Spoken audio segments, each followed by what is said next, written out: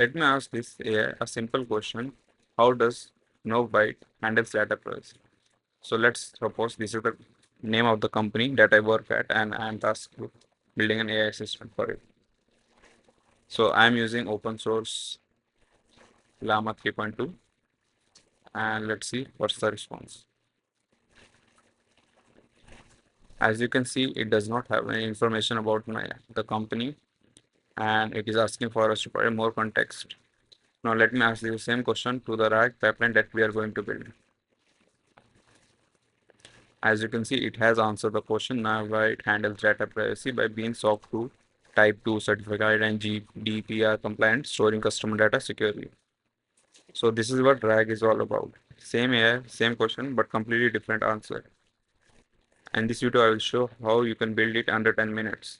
The problem is large models like ChatGPT or Claude are very powerful, but they don't know your private data. They can hallucinate very confidently, and also fine tuning them is very slow and expensive and would be an overkill in most use cases.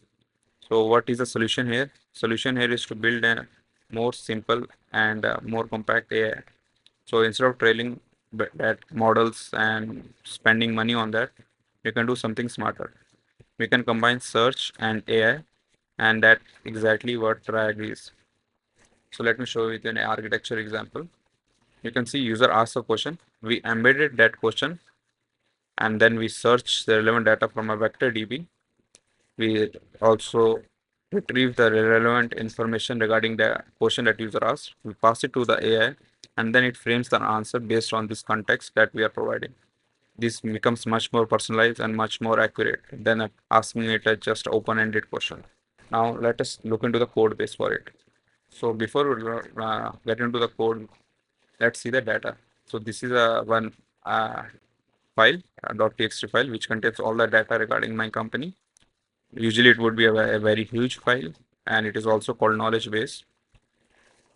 It should have all the relevant information that you want your RAG to answer. So I have added some data based on my company's detail. Now if you go to RAG, so first we need to import something. So we need these modules. We need the NumPy OS, FAISS. We need sentence transformer. We need OpenAI and .env. So let's get started. First thing is we need to load that text file. So we load that file and it will read all the content. And then second is we make them into smaller chunks.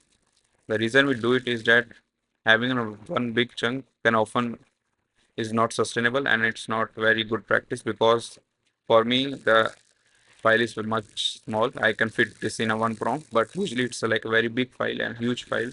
There is a thousands of lines of information, and it does not make sense to store all of them in one place.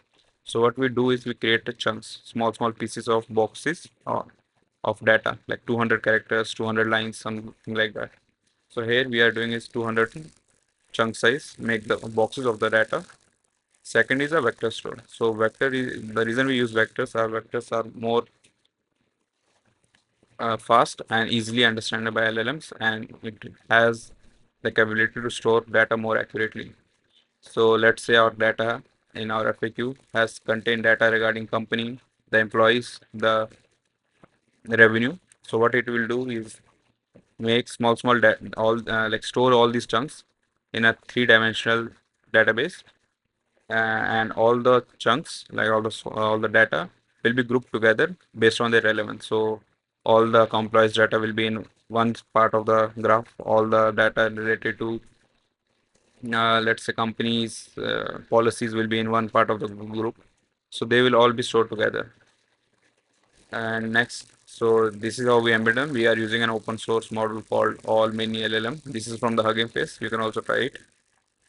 Another function that we need is to retrieve. So when user passes the query, we can't just directly give it the text. So we embedded that text also, and it will convert it to numbers. And then we search in our vector database what are the closest numbers to this number. So let's say we want top three numbers. So we'll search for the top three data chunks which are closest to this query, and we retrieve those. Fourth step is we build a prompt. Now in our prompt we ask the AI. Now we will pass the context, like the top three things that we retrieve, the question that the user is asking, and we'll ask for the answer. Then we call AI. You can use ChatGPT if you have the API keys, or if you don't have, you can use the Ollama open source model, which can also work perfectly. And then basically this is it. This is what RAG is. This is basically search, storing, and retrieving the data. So let us try to run this code now. And let me uncomment some of these files so you have better idea. And yep, okay. And let me go up. Yeah. So now you can see it has loaded our fact file into chunks. We have created 38 chunks. An example chunk would be this. You can see here, this is a 200 characters chunks, company overview, and those things. Next, we ask the question. What is our question? How does my web handle data privacy? Enter. Now you can see it has retrieved top three chunks which are most relevant to this question. You can see here we have uh, okay, it's not showing all the data. Okay, now here you can see this is the answer. As you can see, we have built the RAG pipeline, and where we are getting the answers which are more fine towards our company and our goals. Without RAG, the model guesses. With RAG, it answers correctly using your documents. This is why companies don't fine-tune models for most use cases. They use RAG. This is used in ChatGPT plugins, enterprise tools, customer support bots, everywhere. If you want, I can next show you how to turn this into a full chatbot with memory and UI, or I can go deep into the techniques, vectors, and everything.